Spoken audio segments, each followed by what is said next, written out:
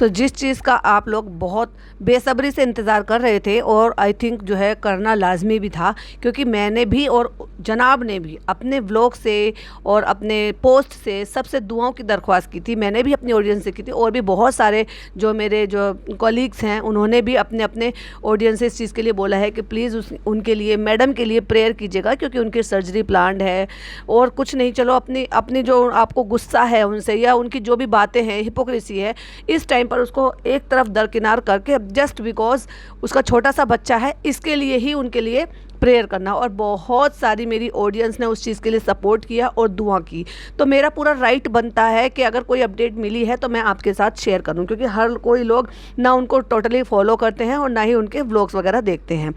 तो मैंने जो वो अपडेट देखी वो मैं आपके साथ पहले वो शेयर करूँगी, लेकिन कुछ उसके बाद मेरे कुछ सवाल हैं जो अभी भी माइंड में चल रहे हैं, जो कि मैंने कुछ टाइम के लिए वो डिले कर दिए थे, क्योंकि पहला फोकस ये था कि अभी जो तकलीफ़ है ना, पहले उस तकलीफ़ से इंसान जो है थोड़ा सा एक साइड हो जाए। जो सवाल है वो तो डेफिनेटली मैं पूछूंगी और जो मेरे मन में आए हैं और भी बहुत सारे लोगों के मन में वो सवाल आए हैं। मैंने पॉइंट आउट भी किया था, अगर आपको याद होगा एक पॉडकास्ट में, क्या सवाल है वो सब एक एक करके आपके साथ शेयर करूँगी। कुछ और चीज़ें हैं वो भी आपके साथ शेयर करूँगी, मतलब आपके साथ डिस्कस करूँगी। तो पॉडकास्ट को बहुत ध्यान से सुनिएगा और मैं भी आपके लिए दिल से शुक्रिया अदा करूंगी आप सबका कि आपने मेरे कहने से या अपने अच्छे दिल से अगर आपने मैडम के लिए दुआ की है, सो बहुत बहुत दिल से शुक्रिया। एक माँ है, एक माँ के लिए हमने दुआ की है, बाकी तो अल्लाह मालिक है, वो सबका देखता है। हम किसी के लिए दुआ मांगते हैं तो डायरेक्ट इनडायरेक्ट उसका सवाब हमें भी मिलता है। चलिए तो पॉडकास्ट को शुरू करते हैं। Hi friends, welcome back to my channel. Channel में न्यू है तो चैनल को सब्सक्राइब कर लें और साथ ही साथ बेल आइकन प्रेस कर दें, जिससे कि हमारे आने वाली वीडियो की नोटिफिकेशन आपको पहले ही मिल जाए। तो सबसे पहले मैं एक यहाँ पे स्क्रीनशॉट लगा रही हूँ जो कि जनाब ने अपडेट दी है। सो आप उसको पोस्ट कर पढ़ भी सकते हैं और मैं भी बता देती हूँ कि उस पोस्ट में क्या था। जैसे कि हमेशा से मैं कह रही हूँ कि एक पोस्ट लिखने में, कुछ टेक्स्ट लिखने में कितना ही टाइम जाता है। मत आओ आप कैमरे के सामने, मत आप कैमरा फेस करो, मत आप वीडियो बनाओ, मत आप स्टोरी डालो।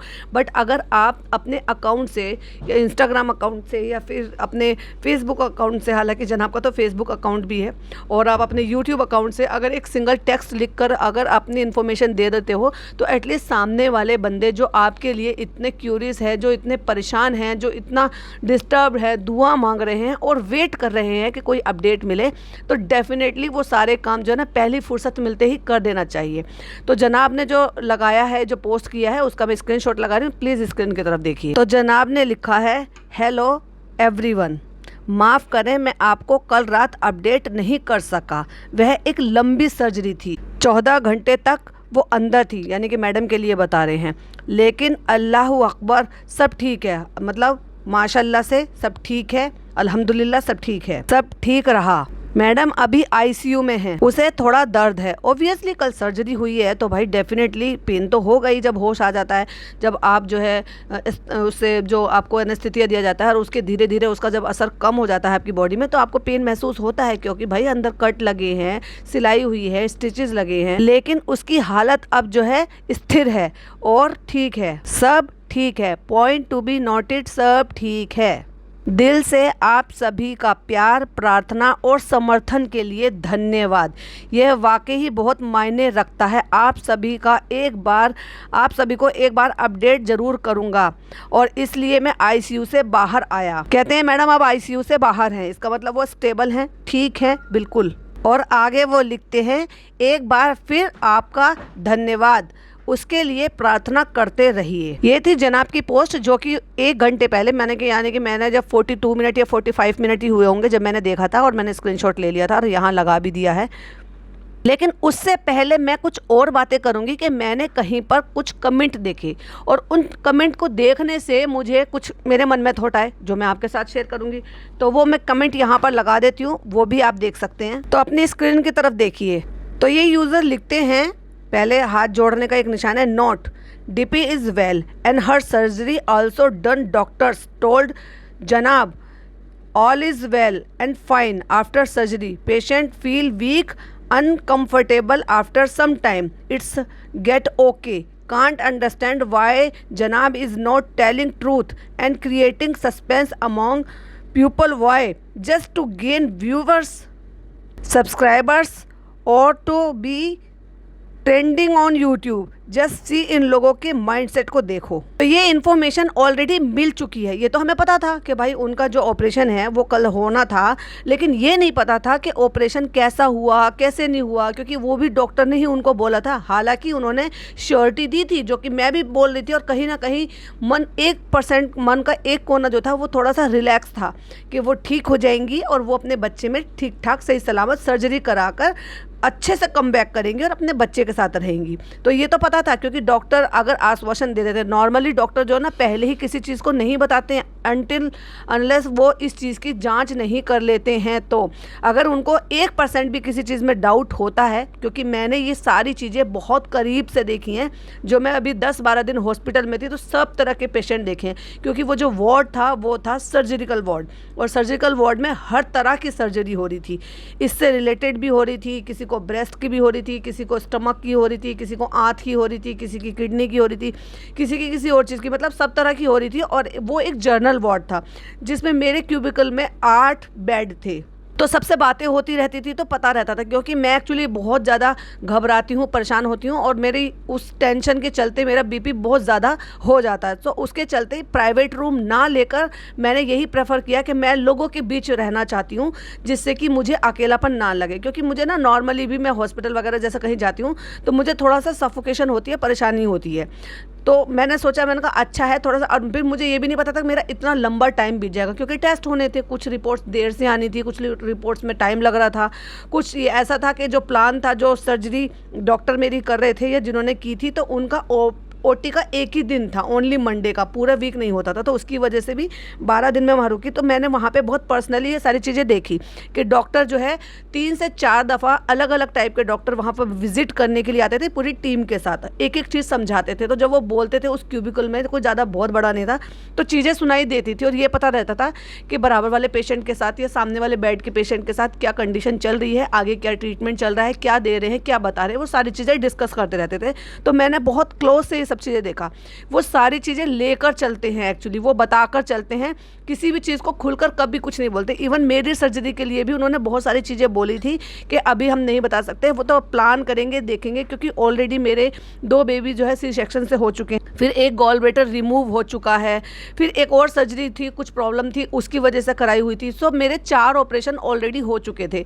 तो हम उनको नहीं पता, मुझे नहीं पता अंदर से जो बॉडी के अंदर की कंडीशन क्या है, क्योंकि एक बार आज जब आपके स्टिचेस लग जाते हैं या फिर आप बेबी डिलीवर कर देते हो तो पहले जैसी बॉडी नहीं रहती है वहाँ पे, मतलब वो रहते हैं। अब मैडम का भी ऑलरेडी जो है एक सी सेक्शन हो चुका है, तो उसमें क्या होता है कि बॉडी जब वो सिलते हैं अंदर से टाँके तो वो बॉडी चिपकती है, मतलब उनकी जो चीज़ें हैं वो नई बॉडी जैसे नहीं रहती, जिसका एक भी सर्जरी नहीं हुआ। आप समझ सकते हो इस चीज़ को। सो उसके चलते मुझे भी उन्होंने खुलकर ये चीज़ नहीं बताई थी कि क्या होगा, वो हम देखेंगे जब हम कैमरे से अंदर की कंडीशन देखेंगे। तो उसके बिहाफ पे उन्होंने 2 टाइप का जो वो मेरे को बोला था कि भाई ये वाला करेंगे या ये वाला करेंगे, और उसमें क्या पॉसिबिलिटी है वो हम तभी बताएंगे। तो ऐसे ही डॉक्टर खुलकर नहीं बताते हैं, लेकिन अगर इनके कंडीशन में सारे टेस्ट हो चुके हैं और सारे टेस्ट के नतीजे आ चुके हैं और उसके बाद उन्होंने इनको एश्योरिटी इस चीज़ की दी है कि ठीक है, और वो सिर्फ उस जो ट्यूमर है उस तक ही वो बीमारी फैली हुई है, उससे बाहर पूरी बॉडी में कहीं नहीं है, अगर वो निकाली जाएगी। इनके मामले में एक प्लस पॉइंट ये भी है कि लोगों को क्या होता है कि लीवर एक ऐसी चीज़ होती है कि उसका अगर मैक्सिमम हिस्सा भी काट कर निकाला जाए तो वो कुछ टाइम बाद जो ना धीरे धीरे करके गेन हो जाता है, जो कि किसी और बॉडी पार्ट के साथ ये पॉसिबल नहीं है, मतलब वो फिर चेंज ही करने पड़ते हैं ऑर्गन। तो मेरा कहने का मतलब ये था कि डॉक्टर ने इनको एश्योरिटी दी, तो इनको काफ़ी हद तक इनका माइंडसेट जो था इस चीज़ के लिए सही था, और जांच जो है इन्होंने करा ली थी, तो ये मन में कम से कम काफ़ी हद तक इनको तसल्ली थी कि ठीक है और ठीक हो जाएगा।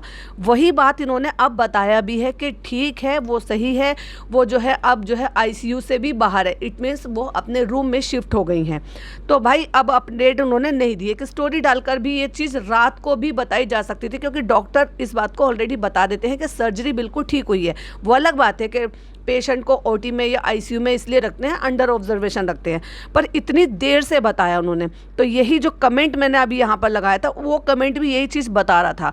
अच्छा, उसके बाद एक उसी के नीचे एक और कमेंट है जो मैं फिर से लगा रही हूँ, अब फिर से स्क्रीन की तरफ देखिएगा। अगले कमेंट में वो लिखते हैं, स्क्रीन की तरफ भी देखिए, आपको क्या लगता है कि व्लॉग्स उन लोगों के ऊपर बना के सब कुछ आप लोगों को तो सही से मालूम हो जाए, हॉस्पिटल में और वार्ड बॉय और हेल्पर्स से पता करो दूसरे पेशेंट हैं, जाओ उनके पास, फैंस सब बता देंगे। इन दिनों इन दोनों भाई बहन की झूठी अपडेट व्लॉग्स में है। ये लोग, बहन 10 दिन से एडमिट थी, पॉइंट टू बी नोटेड, बहन 10 दिन से एडमिट थी डिलीवरी के लिए आईवीएफ पर। इमिडिएटली बेबी को माँ के पास नहीं देते, कुछ दिन या आफ्टर 1 डे पर। वो व्लॉग्स में सब माँ नॉर्मल और ऑयल फूड चल के आए घर पर, उससे पता लग रहा है कि दाल में कुछ काला है। उनका सवाल ये है कि वो ये कहना चाहते हैं बेसिकली कि सब कुछ ऐसे आपको लग रहा था कि जैसे चालू ने डिलीवर किया, चालू तुरंत जो है ओटी से बाहर आ गई, जैसे कि नॉर्मल डिलीवरी हुई, जैसे सब कुछ ठीक हो गया। नॉर्मल डिलीवरी में क्या होता है, आप बेहोश तो होते नहीं हो, तो जो भी वो जितने टाइम का भी वो रहता है आपका, नॉर्मल डिलीवरी हो जाती है तो फिर कुछ देर बाद ही सब कुछ करके बेबी को सब करके जो भी प्रोसीजर है वो सब करके, और उसके बाद जो है लेडी को या जो भी माँ है, बच्चा जच्चा, उनको जो है वार्ड में शिफ्ट करा दिया जाता है। तो जो माँ होती है वो बिल्कुल ठीक होती है, और बच्चा भी अगर ठीक होता है तो माँ और बच्चे को साथ में वार्ड में शिफ्ट कर देते हैं। और अगले ही दिन ये जो है ऑयली फूड और ये सब कुछ बैठकर खा रही है। मुझे भी बड़ा ऑब्जेक्शन था, लेकिन बहुत सारे लोगों ने इस चीज़ के लिए कमेंट किया, अरे नहीं आजकल तो डॉक्टर अलाउ कर देते हैं, ऐसे कर देते हैं, वैसे कर देते हैं। भाई स्टिचेस लगे हैं, माना कि अगर आपका आंत का या किसी और चीज़ का, यानी कि आपके फूड पाइप से रिलेटेड अगर आसपास किसी चीज़ की सर्जरी हुई है तो उसमें आपको लंबे टाइम तक आपको जो है डाइट और अलग टाइप की डाइट को फॉलो करना होता है। बट ये जो सी सेक्शन होता है ना, इसमें भी मिनिमम 1.5 दिन जो है वो लिक्विड डाइट पर ही रहते हैं, और जब 1.5 दिन दूसरा दिन निकल आता है तब आपको सेमी लिक्विड बोला जाता है, एंड देन उसके बाद आपको रोटी दाल में चूर कर बताई जाती है। और वो भी ये कहा जाता है कि बिना घी डाले, यानी कि 1 चम्मच घी में तड़का लगाकर आपको दाल वगैरह बनानी है, और नमक मिर्च मसाले बहुत कम रखने हैं। वो देखना चाहते हैं कि आपका सिस्टम अच्छे से वर्क कर रहा है क्या नहीं कर रहा है। सो मुझे बड़ी हैरानी हुई कि भाई पता नहीं आजकल के डॉक्टरों को क्या हो गया है, या ये सिर्फ प्राइवेट वालों में इतनी आग लग रही है कि ये हर चीज़ को कहते थे कि नहीं सब चीज़ खाओ। मुझे नहीं पता। मैंने अभी 1.5 साल पहले मेरी छोटी वाली भाभी को बेबी डिलीवर हुआ था, मैंने अस्पताल में रह के ये सारी चीज़ें देखी। अब क्या 1.5 साल में ज़माना इतना फास्ट हो गया है क्या? हाँ, लेकिन सरकारी हॉस्पिटल में हुआ था। दिल्ली में मालवीय नगर में एक सरकारी हॉस्पिटल है जहाँ एम्स की तरह ही ट्रीटमेंट होता है, नीट एंड क्लीन, साफ सुथरा बिल्कुल। और जो नर्सेज है वो प्रॉपर अपनी तरीके से पूरे हार्ड वर्क करती हैं, डॉक्टर पूरे अपने तरीके से हार्ड वर्क करते हैं। सो कहने की बात है कि सरकारी हॉस्पिटल में देखभाल नहीं होती है। भाई सरकारी अस्पताल में बहुत अच्छी तरीके से देखभाल होती है। वो तो मैं ये कह रही हूँ कि भाई नए पैसों वालों के चौचले हो गए, ऐसा नहीं है कि अफोर्ड नहीं कर सकते हैं, लेकिन मेरे मन की तसल्ली जो है ना वो ये रहती है कि जो सरकारी हॉस्पिटल वाले होते हैं ना, उनको इस चीज़ से है कि आपको पेशेंट को ज़्यादा दिन तक रखना है, ना उनको इस चीज़ से फ़र्क पड़ता है कि भाई पेशेंट चाहे कितने दिन तक रहे, पेशेंट को कोई ये है कि खा लो ये मत करो। वो चाहते हैं कि पेशेंट जो है यहाँ से ठीक हो और जल्दी से जल्दी अपने घर जाए। उनको किसी चीज़ का पैसों का लालच नहीं है, बेड का लालच नहीं है, उनको किसी किराए से लालच नहीं है, उनको दवाइयों से लालच नहीं है। इवन बहुत सारी तो दवाइयाँ वो अपनी तरफ से देते हैं जिसकी कोई कॉस्ट नहीं होती है। और जो प्राइवेट वाले होते हैं वो हर चीज़ का आपको पर्चा पेपर थमा दिया जाता है कि फलाना दवाई ये लिया है, ट्रीटमेंट ये लिया है, और अपनी तरफ से देते हैं, तो फिर लंबा चौड़ा बिल बनाते हैं। तो मेरा कहने का मतलब है, मुझे बड़ी हैरानी हुई कि ये दूसरे दिन ही बैठकर सुठोरा खा रही थी, तो वो दूसरा दिन नहीं हो सकता। अगर मेरी जो भी ये मतलब यूज़र है ये कह रहे हैं, और अगर मेरी सोच भी ये कहती है, तो वो दूसरे दिन सुठोरा खा रही थी, तो डेफिनेटली वो दूसरा दिन था। लेकिन इन्होंने डेट मेंशंस की है कि 22 तारीख है, और फिर 23 तारीख है, फिर 25 तारीख है, फिर फलाना तारीख है, फिर ढिमाका तारीख है। तो कहने का मतलब ये है कि ये 2 अपडेट थी, जो दोनों चीज़ें मैंने आपके साथ शेयर की। उन्होंने ये भी कहा कि ऐसा है, और ये 10 दिन से एडमिट थी। अब 10 दिन से एडमिट थी या नहीं थी, पुराना व्लॉग था, क्योंकि व्लॉग तो इसने बहुत दिन से डाले ही नहीं थे, लेकिन डिलीवरी के लिए जा रही थी तो डेफिनेटली शूट कर लिया होगा। पर उस दिन की डेट इन्होंने मेंशन नहीं की थी कि कब ये जा रहे हैं, उस दिन का कौन सा दिन था। और सब हैरान थे कि सब चीज़ बताया, बट ये नहीं बताया कि कौन से दिन का उनका बेबी हुआ था। अब वो हमने अंदाज़ा लगाया कि अगर दूसरे दिन का बेबी है, ये कह रहे हैं सेकंड डे, तो इसका मतलब 21 को बेबी हुआ है। लेकिन अगर ये जो यूज़र है ये कह रहे हैं इस चीज़ के लिए कि 10 दिन से एडमिट है, तो मे भी 6 से 7 दिन पहले वो एडमिट हुई हो।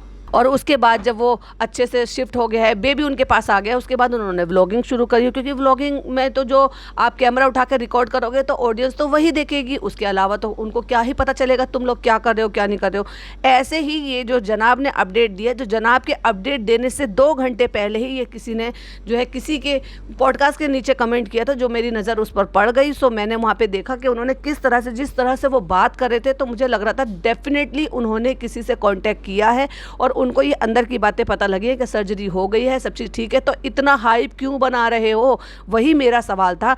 जब आपने उन ऑडियंस को जिनको तुम अपना मानते हो और उनकी तुम्हें ब्लेसिंग चाहिए, दुआएं चाहिए कि भाई तुम दुआ करो इस चीज़ के लिए, और दुआ कर रहा है बंदा, तो तुमने क्या अपने घर वालों को नहीं बताया होगा? डेफिनेटली बताया होगा ना। जैसे ही सर्जरी में वो गई होगी तब भी कॉल करके बताया होगा कि अब उनको ओटी में ले गए हैं, और जैसे ही ऑपरेशन हो गया, जब ऑपरेशन सक्सेसफुल हो जाता है, स्टिचेस लगाने के लिए सिर्फ छोड़ देते हैं, तभी ये जो है डिटेल या खबर जो है वो जो पेशेंट है उसके घर वालों को, ये जो भी उसके साथ है, जैसे कि मेरे जब मैं ओटी के अंदर थी और मेरी सर्जरी डन हो गई थी, सिर्फ स्टिचेस लगाए जा रहे थे, बैंडेज हो रहा था, तो उसी दौरान अंदर से बाहर जो है ये खबर भेजी गई। मेरे हस्बैंड थे वहाँ पर उस दौरान, बेटी भी आ गई थी, मेरे भाई भी थे, भाभी भी थी, लेकिन ऊपर ओटी के बाहर मेरे हस्बैंड ही थे। तो उनको बताया गया था कि सर्जरी हो गई है, ठीक ठाक से सर्जरी हो गई है, अभी थोड़ी देर में हम आईसीयू में शिफ्ट कर देंगे, उसके बाद आप मिल लेना आधे घंटे में आके। सो ये चीज़ होती है। तो क्या जब उन्होंने बताया होगा तो क्या उन्होंने अपने घर वालों को खबर कर कर नहीं बताई होगी? अपनी अम्मी को, पापा को, खाला लोगों को, फैमिली को, या मैडम की मम्मी को उनको बताया होगा ना। हो सकता है मैडम की मम्मी तो हॉस्पिटल में ही हो और उनको उन्होंने आके खबर दी होगी। तो मेरा कहने का मतलब ये है कि वही अपडेट, फिर चलो माना कि भाई तुरंत मत देते अपडेट, तो थोड़ी देर बाद दे देते। जब क्या होता है कि जब आप ओटी से बाहर निकाल देते तो उनका एक सेमी आईसीयू कुछ टाइप का बना होता है ओटी के पास ही, उसमें अंडर ऑब्जर्वेशन के लिए कुछ टाइम के लिए रखते हैं, एटलीस्ट जब तक पेशेंट जो है इतना आंखें खोलकर थोड़ा सा बात करने के या कुछ देखने की हालात में नहीं हो जाता। उसके बाद जब डॉक्टर देख लेते हैं कि अब सब कुछ ठीक है, उसके बाद उसको जो है उनके प्राइवेट रूम हो, जनरल वार्ड हो, या जिसमें भी आपको शिफ्ट कराना है, फिर वहाँ शिफ्ट करा देते हैं। तो जब मैडम को होश आ गया और जनाब ने तसल्ली कर ली इस चीज़ की कि हाँ ठीक है, अब होश भी आ गया है, क्योंकि जब होश आ जाता है तब तक ये रहता है कि हाँ अब ठीक है, बंदा बात कर रहा है, तब भी उनको ये नहीं था कि कम से कम एक अपडेट दे दें कि हाँ सर्जरी हो गई है, अभी वो अनकॉन्शियस है या अभी वो जो है इस हालात में नहीं है। बाकी आप सबका शुक्रिया कि आपने सबके लिए दुआ की, तब भी नहीं दी। पूरी रात बीत गई, लोगों को टेंशन हो रही होगी, बहुत सारे लोग इनसे इतना दिल जुड़ा के लगा के रखते हैं कि वो पता नहीं रात भर बैठकर, बहुत सारी औरतें होती हैं जो तहज्जुद की नमाज़ पढ़ती हैं, बहुत सारी ऐसी होती हैं कि रात की नमाज़ को देर तक पढ़ के जानमाज़ पे बैठ के इनके लिए दुआ कर रहे होंगे, क्योंकि मैंने ऐसे लोगों को पर्सनली देखा है भाई जो इनके इतने मुरीद हैं। तो क्या इनको ये नहीं था कि पूरी रात उनकी बर्बाद करने से, टेंशन में बिताने से, फिर सुबह से लेकर 2:30-3 बजे तक भी टेंशन में उनका जो है ना वक्त बिताने से, उनको सवेरे सवेरे अपडेट देते। माना कि 14 घंटे कल चला था ना, 14 घंटे उनका ओटी में थी वो, उसके बाद उनको जो है मुश्किल से जब उनका ऑपरेशन हो जाता है, एनेस्थीसिया का असर कम हो जाता है और जो है आँख खोल लेता है बंदा, अपने घर वालों को देख लेता है, 1-2 बातें, हो सकता है नशे में ही वो बोलता हो, जैसे कि मैं भी बोल रही थी, परी मुझे बता रही थी कि आप कुछ बोल रहे थे।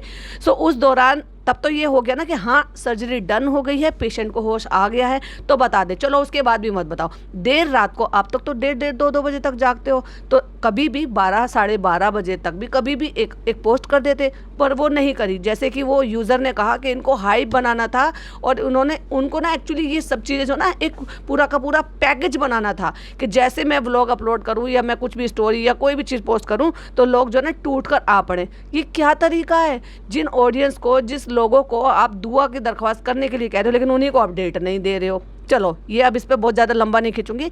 उसके बाद बात करते हैं उन सवालों पे जो मैंने कुछ टाइम के लिए पेंडिंग छोड़ दिए थे। अब बात करते हैं उस चीज़ पर कि मुझे एक बात समझ में नहीं आ रही, क्योंकि ये मेरे पे पर्सनली बीती हुई है कि जब गॉल ब्लैडर में आपको कुछ प्रॉब्लम होती है तो आपके 2 टाइप के सिम्टम्स होते हैं। एक तो आपको पेन होता है, दूसरा आपकी वॉमिट बंद नहीं होती है, क्योंकि आपको चीज़ें डाइजेस्ट करने में बहुत प्रॉब्लम होती है। देखिए, अगर आपके मल्टीपल स्टोन हैं उसमें, या सिंगल स्टोन भी है और बड़ा स्टोन भी है, इट मीन्स आपका जो गॉल ब्लैडर है वो हेल्दी नहीं है, उसमें कुछ चीज़ गड़बड़ है, कुछ चीज़ उसमें पड़ी हुई है। तो वो जो गॉल ब्लैडर का वर्क है ना, ये जो गॉल ब्लैडर वर्क करता है उसमें कुछ ना कुछ खराबी आती है, और जब उसमें कुछ खराबी आती है तो उसके बाद फिर आपके सिस्टम में भी कुछ ना कुछ चेंजेस आते हैं। जैसे कि मेरे में क्या होता था कि पेन मुझे कम होता था लेकिन बहुत सीवियर होता था, लेकिन फ्रीक्वेंटली नहीं होता था। बहुत सारे लोगों को फ्रीक्वेंटली होता था। जैसे कि मैं बताऊं, मेरे ही छोटे भाई को, जो मेरा छोटा वाला भाई है, उसको भी सेम प्रॉब्लम थी। तो उसको भी वॉमिट होती थी, लेकिन उसको दर्द बहुत ज़्यादा होता था और उसको आए दिन पेन किलर लेना पड़ता था, पर वो डरता बहुत था सर्जरी से, इसलिए उसने थोड़ा और लंबा टाइम खींच लिया। लेकिन जब बात हद से बाहर बढ़ गई और हम सब ने उसको फिर बहुत ज़्यादा सब चीज़ों के लिए कहा, तो जब जाके उसने इसको प्लान किया और अपना मन पका किया, क्योंकि वो ऑपरेशन से और हॉस्पिटल वगैरह से थोड़ा सा डरता है, घबराता है। तो दो सिम्टम्स मैंने बताए कि वॉमिट बहुत ज़्यादा होती है, पित्त बनता है, बहुत ज़्यादा पित्त बनता है, और आप कुछ भी अनहेल्दी या फिर ऑयली, स्पाइसी, बाहर का ये अला बला तो आप खा ही नहीं सकते, और खाओगे तो भाई क्योंकि नॉर्मल खाना पचाने के लिए आपको बहुत ज़्यादा एफर्ट नहीं करने पड़ते। अगर आप सात्विक खाना खाते हो, नमक मिर्च मसाले कम, अच्छे से ग्रीन वेजिटेबल्स, मल्टीग्रेन रोटी यानी कि मोटे अनाज की रोटी, तो वो आपका डाइजेशन जो है ना ईजिली हो जाता है, उसमें बहुत ज़्यादा एफर्ट नहीं लगते। लेकिन अगर आप मैदा खा रहे हो, क्योंकि मैदा तो आपको सूट करता है, आटा सूट नहीं करता लेकिन मैदा सूट करता है, मैदा आप खा रहे हो, आप भर भर के तेल खा रहे हो, चिकन मटन खा रहे हो, जो कि पचाने में बहुत दिक्कत करता है, और उससे आपको इतने 3-4 साल 5 साल में, या चलो छोड़ो 4-5 साल भी छोड़ो, मे भी हो सकता है वो डिलीवरी के टाइम पे, प्रेगनेंसी के टाइम पे, या फिर प्रेगनेंसी से पहले ही आपको पता चला हो कि आपको ये है, या हो सकता है कि चलो छोड़ो साल भर से होगा, साल भर से भी होगा। किसी को तो 4 महीने में भी इतनी तकलीफ हो जाती है कि फिर वो बार बार अगर उसको ये प्रॉब्लम हो रही है तो वो डॉक्टर को दिखाता है। लेकिन इससे पहले इन 5 साल की व्लॉगिंग में आपने कब सुना मैडम के, जनाब के, चालू के, या किसी भी फैमिली मेम्बर के मुंह से कि मैडम को गॉल ब्लैडर स्टोन है, गॉल ब्लैडर स्टोन की वजह से उनको प्रॉब्लम है, या उनको वॉमिट हो रही है, या उनको पेन होता है लगातार? हाँ, इतना जरूर पता था कि एसिडिटी का वर्ड इन्होंने बोला था, क्योंकि हम हैं रिव्यूवर, हम हैं रिएक्शन चैनल वाले, और हम क्या करते हैं, हम एक एक चीज़ को डिटेल को बड़े ध्यान से सुनते हैं, क्योंकि हमें रिव्यू करना होता है। अगर चीज़ें हमसे चूकेंगी तो फिर वो गलत हो जाएंगी, तो इसलिए एक एक चीज़ को बहुत ध्यान से सुनते हैं और बहुत ध्यान से देखते हैं। हालांकि अब तो इतने एक्सपर्ट हो गए हैं कि किसी को इतना ज़्यादा ध्यान से देखने की जरूरत, क्योंकि इतने पचके करते हैं ये लोग। लेकिन मुझे बिल्कुल भी 1% का ध्यान नहीं है कि इससे पहले इन्होंने, यानी कि ये जो इन्होंने फर्स्ट टाइम आकर बताया था कि इस तरह से मैडम को जो है ऐसे ट्यूमर आया है, लेकिन उस दौरान भी उन्होंने ये मेंशन नहीं किया था कि इनको गॉल ब्लैडर स्टोन है और उसकी वजह से इनको पेन हो रहा था। फर्स्ट टाइम जब इन्होंने बोला था तो ये बोला था वीडियो में कि उसको पेन था, हमें लगा इसको एसिडिटी बनती रहती है, जो इसको अक्सर बनती रहती है, और इसका जो है हमारे किसी फैमिली डॉक्टर के यहाँ, जिन्होंने पापा का भी ट्रीटमेंट किया था, ये उनके यहाँ चले गए थे, उन्होंने एंटीबायोटिक ली, क्योंकि जिस दौरान ये चंडीगढ़ गए हुए थे, और इनको जो है वो उससे एंटीबायोटिक से असर नहीं हुआ। लेकिन तब भी उन्होंने एक बार भी ये मेंशन नहीं किया था कि इनको गॉल ब्लैडर स्टोन है, एक बार भी नहीं, मुझे याद नहीं है। अगर आपने किसी ने सुना हो तो प्लीज़ मुझे कमेंट में जरूर बताइएगा कि गॉल ब्लैडर स्टोन का नाम इन्होंने इससे पहले वाली जब अपडेट दी थी तब लिया था या नहीं लिया था। इनको हाथ में दर्द था, इनकी सिटी स्कैन हुए, इनकी जो है रिपोर्ट्स हुई, इनको एक डॉक्टर ने कहा रेस्ट करने के लिए कहा, ये सारी चीज़ें पता है, क्योंकि वो उन्होंने जैसे जैसे बताया, हालांकि उसमें भी लोगों को डाइजेस्ट नहीं हो रहा था, इनका बताने का तरीका, वो चीज़ें जो है ना इनके हालात के साथ मैच नहीं हो रही, क्योंकि मैडम ने जैसे ही मास्टर शेफ छोड़ा, भर भर के हलवे बनाए, गुलगुले तले, पकौड़े बनाए, नई नई चीज़ें डिशेस बनाई, लेकिन उन्होंने शो छोड़ दिया। हो सकता है भाई उनकी वो पर्सनल चॉइस हो, उनका घर का मैटर हो, हस्बैंड नहीं चाहते हो, हस्बैंड चाहते हो कि जितना पैसा तुम वहाँ कमाओगी, तुम यहाँ पे पर डे व्लॉग डालोगी तो रमज़ानों में कमा लोगी, हो सकता है इनकी ये टैक्टिक्स हो। लेकिन इससे पहले का मुझे बिल्कुल भी 1% भी याद भी नहीं है, और ना ही इन्होंने कहा है कि इसको गॉल ब्लैडर स्टोन है। इन्होंने अपडेट दी कि इस तरह से टेनिस बॉल के बराबर का ट्यूमर है, लेकिन वो इस तरह से किसी बीमारी का भी हो सकता है, नहीं भी हो सकता है, उसके कुछ टेस्ट होंगे, तब जब टेस्ट हो जाएंगे, उसकी रिपोर्ट आएगी, तो उसके बाद ही मैं आपको अपडेट दूंगा। और फिर उसके बाद धीरे धीरे करके गायब हो गए।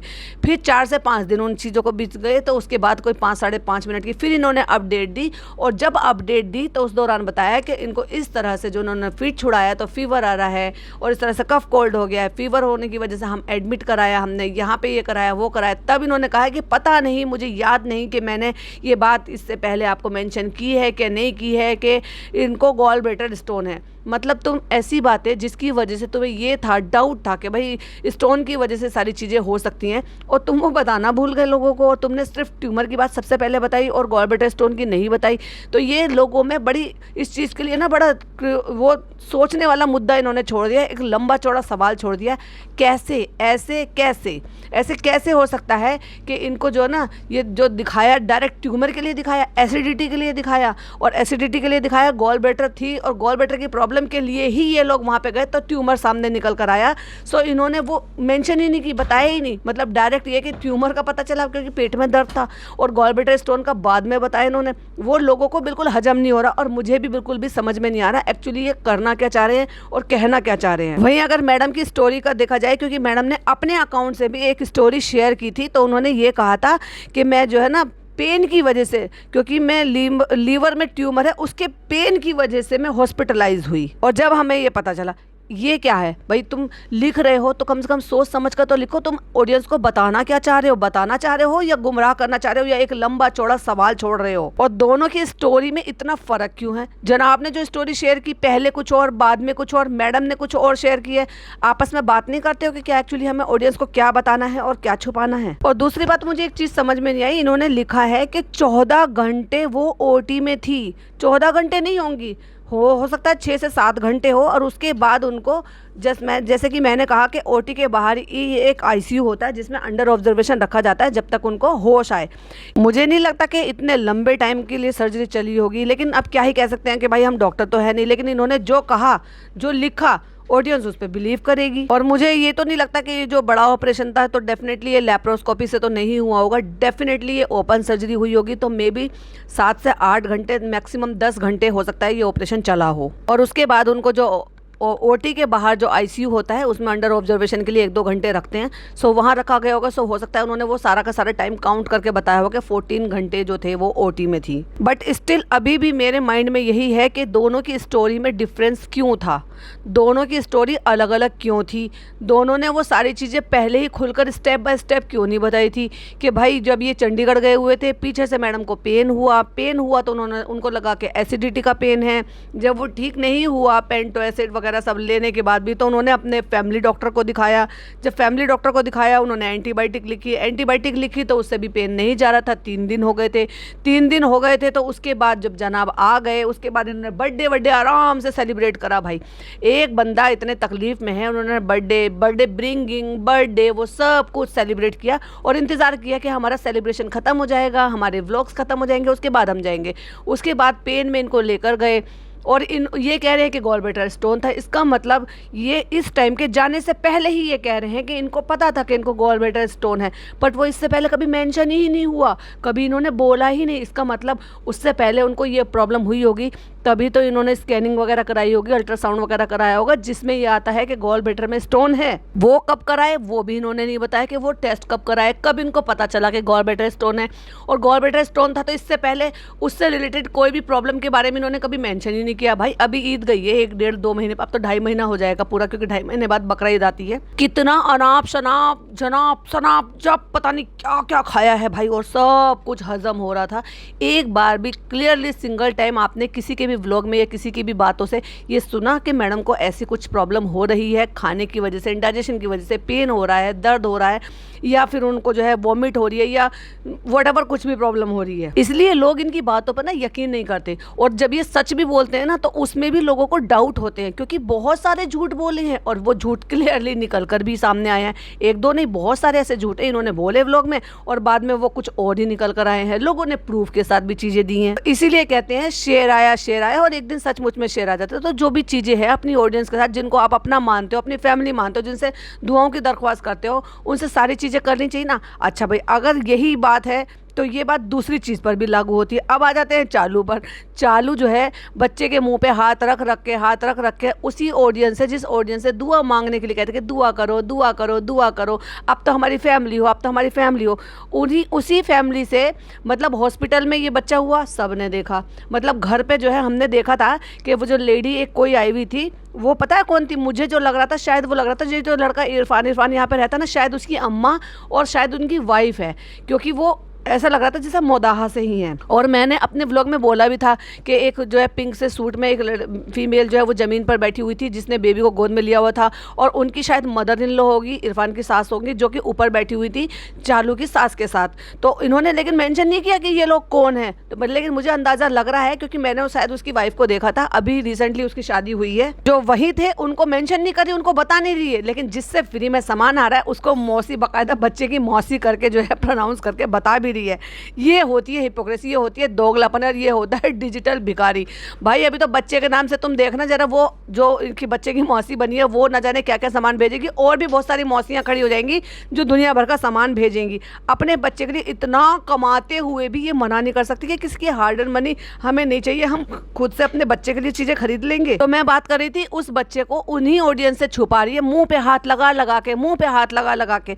अगर आप देखेंगे तो एक चीज़ और थी मुझे जो आपके साथ शेयर करनी थी, जो मैंने बोला भी था कि भाई जब इसने दूसरा दिन दिखाया था हॉस्पिटल में, यानी कि जो रिसेंट इसका व्लॉग आया है, व्लॉग तो वैसे इसका आज भी आ जाएगा क्योंकि भाई ने अपडेट दे दी है, तो डेफिनेटली आज ये उससे आगे का व्लॉग जरूर डाल देगी, क्योंकि अब इसको थोड़ी सी ये तसल्ली हो जाएगी कि भाई ने अपडेट दे दी है कि पिप्पी ठीक है। तो मतलब ठीक है शब्द इसके लिए वो इतना बड़ा हो गया कि जैसे छुट्टी करा के वो घर पर आ गई होगी, मगर ये व्लॉग डालेगी आज शाम तक अपना। तो मेरा कहने का मतलब ये है कि उसी ऑडियंस से छुपाई जा रही है मुंह पे हाथ लगा लगा के। तो जो सेकंड डे था जब हमने देखा था, और वो जो लोग बात कर रहे हैं कि बेबी दिख गया है, बेबी का पिक्चर दिख गई है, तो वो अगर सेकंड डे का ही बेबी है तो उसमें बेबी का कलर बहुत ज़्यादा फेयर दिखाई दे रहा है, पिंक कलर दिखाई दे रहा है, जो कि हमने देखा सारा का कलर अच्छा खासा है, सारा का कोई डल कलर तो नहीं है। लेकिन जब सारा ने उसको हाथ में लिया हुआ है तो सारा के हाथ से सफाई साफ साफ समझ में आ रहा है कि बच्चे का कलर जो है वो अच्छा है, फेयर कलर है, यानी कि जो चालू को चाहिए था, जिसके लिए तो वो रोज़े रखवा रही थी अपनी अम्मी से,